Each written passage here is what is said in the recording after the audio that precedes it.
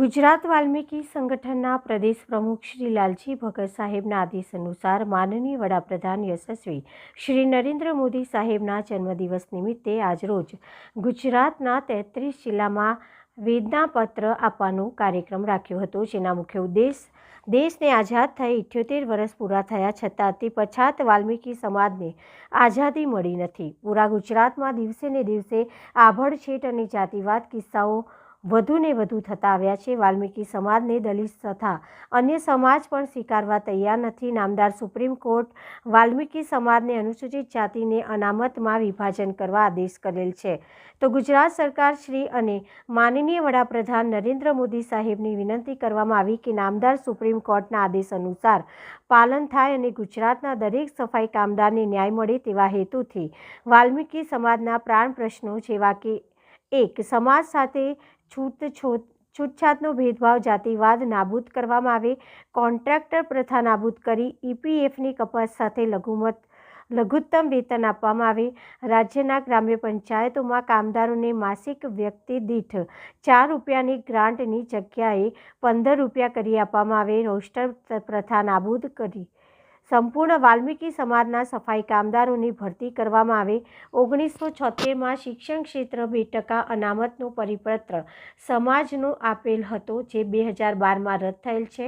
નિયમ ફરી ચાલુ કરી વાલ્મીકી સમાજના ભણેલા યુવાનોને નોકરી આપવામાં આવે, કામદારોને ગુજરાત રાજ્યમાં યોગ્ય ન્યાય આપવામાં આવે, આયોગની રચના કરવામાં આવે, પ્રાઇમ મિનિસ્ટર એમ્પ્લોયમેન્ટ જનરેશન પ્રોગ્રામની લોન જેવી નિગમમાં પણ સફાઈ કામદારને લોન મેળવવા બાબતે ગુજરાત સફાઈ કામદાર વિકાસ નિગમના સમાજના ભણેલા યુવાનોની ભરતી કરવામાં આવે.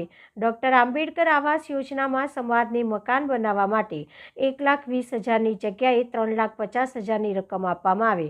આવા અનેક પ્રશ્નો માટે ગુજરાત પ્રદેશ પ્રમુખ શ્રી લાલજી ભગત સાહેબ 1 જાન્યુઆરી 2025ના રોજ માલપુર સાબરકાંઠાથી દિલ્હી સતત 1 વર્ષ દંડવત યાત્રા પ્રયાણ કરી આપણા યશસ્વી વડાપ્રધાન એવા શ્રી નરેન્દ્રભાઈ મોદી સાહેબને વેદનાપત્ર આપશે, જેના અનુસંધાનમાં આજરોજ વડોદરા કલેક્ટર કચેરી ખાતે ગુજરાત વાલ્મીકી સંગઠન વડોદરા સંત સમિતિ દ્વારા આવેદનપત્ર આપી રજૂઆત કરેલ હતી, જેમાં પ્રદેશ સંત સમિતિના પ્રમુખ એવા દયાલદાસ સાહેબ સમતા, IC વાઘેલા સાહેબ રણોલી, મગનદાસ સાહેબ, અશોકદાસ સાહેબ, ઈશ્વરદાસ સાહેબ, અશોકદાસ સાહેબ, JD સાહેબ, સનાદાસ સાહેબ, મહંત નરેન્દ્ર સાહેબ, અશોકદાસ સાહેબ અજોર તેમજ સંત સમિતિ ઉપસ્થિત રહી હતી. જય ભીમ, જય ભારત.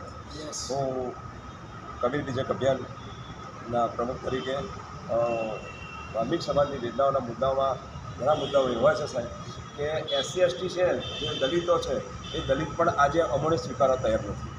એ દલિત પણ એમ કે ના તમે તો એકદમ નીચા છો, એટલે એ પણ સ્વીકારવા તૈયાર નથી.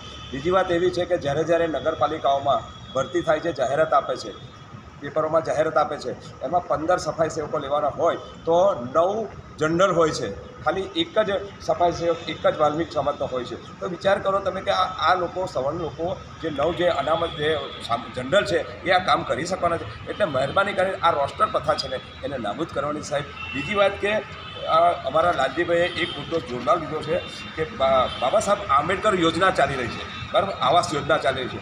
એમાં પહેલાં 1,20,000 સહાય આપવાની હતી. હવે અમે જે મુદ્દો ઉઠાવ્યો છે 3,50,000 રૂપિયાની જે માંગણી છે એ વડાપ્રધાન નરેન્દ્ર મોદી અમારી સ્વીકારે એટલી જ અભ્યર્થના સાથે મારી વાતો કરી.